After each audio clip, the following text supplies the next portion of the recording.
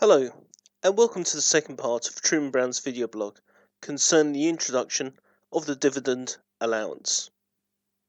In the first part, we saw how limited companies could be used to save SMEs tax, especially when compared to the sole trader business structure. In this second part, we look at how tax on dividends effectively became a voluntary tax, and how this prompted HMRC to finally act in July of 2015. Let me explain what I mean when I call it a voluntary tax. Before the 2016-17 tax year, the owner of an SME limited company did not pay any tax on dividends unless their total taxable income was taken into the higher rate tax band. So for 2015-16, a sole director of a limited company could take out the tax efficient salary of £8,060 and a dividend payment of £30,892.50 without paying any income tax. For a full explanation of why £8,060 was a tax efficient salary, do watch the first part of this video blog. The sole director didn't have to pay any income tax on the dividend payment, as all dividends were issued with a 10% tax credit. This meant that the dividend received by the director effectively came with basic rate tax already paid. Therefore, if you managed the dividend payment so that the gross amount was within the basic rate tax band, the tax on dividends could effectively become a voluntary tax. Going back to the example of Tim and Ben from the first part of the video blog, where we analysed the tax benefits of a limited company over that of the sole trader structure, I have changed one assumption. That is, that Tim, who owns a limited company, restricts the dividends he takes so that he does not go into the high rate income tax band. As you can see from the table, the savings remain better for the limited company structure, especially when we reach profit levels greater than the higher rate tax band for income tax. Unfortunately, HMRC saw this tax efficient approach as aggressive tax planning, or at least against the spirits of the rules. In order to stop this type of tax planning, HMRC have wanted to bring in new legislation for some time. Still, the change, when it finally came, shocked a lot of people.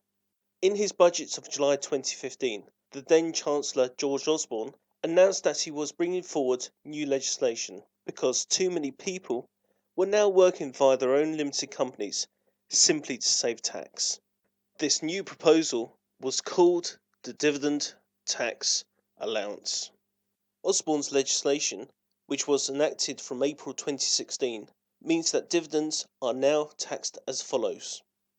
First, the 10% tax credit has been removed.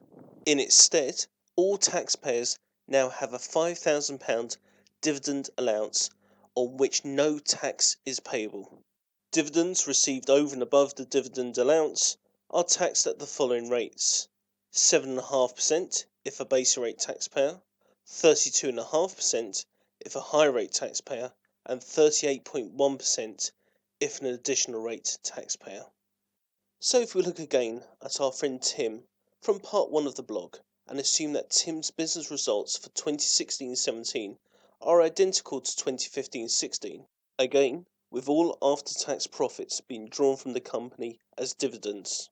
Due to the implementation of the dividend tax allowance, Tim will now have a personal tax liability for 2016-17 of £1,541.40. Tim will also have to make two payments on account for the 2017-18 tax year. Those two payments on account will be half of the 2016-17 liability, which is £770.70 each, payable on or before the 31st January and 31st July 2018. So SMEs could suddenly find themselves with sizable tax payments to be made under self-assessment both now and going forward. This table shows the increased personal income tax liabilities at a range of various profits that the owner of a limited company SME will have to bear under the new dividend allowance. The table illustrates how sharply personal tax liabilities will rise when directors draw monies as either salary or dividends at levels above the basic rate tax band. i.e., the legislation is going to hit those who would have saved the most under the old dividend tax regime the hardest. HMRC fights back.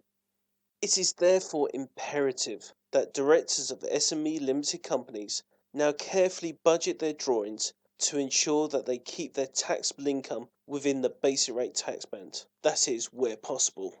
In part 3 of these series of blogs, we will look at how SMEs can reduce the increased tax liabilities that could be suffered under the new dividend tax allowance regime. If you have any questions on the subjects covered in this blog, or any other areas of accountancy or business management, then do please contact us or visit our website.